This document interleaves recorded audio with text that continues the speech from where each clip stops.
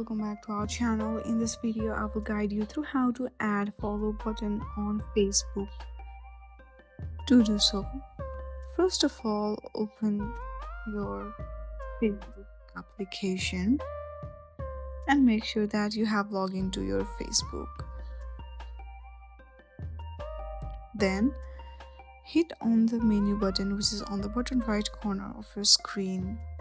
From there, select setting and privacy and go through the settings. Scroll down a little bit, you will see an option of how people find and contact you under audience and visibility. Hit on that and make sure that each and every section is made to public or everyone. Once you do that, go back to the post and do same here as well. Make it to public and to everyone for each section, and same to reels and stories. Once you do that, your automatically follow button will be added on your Facebook. I hope you like this video. If you like this video, then please do not forget to like and subscribe. If you like this video, then please do not forget to like and subscribe to our channel. Thank you for watching.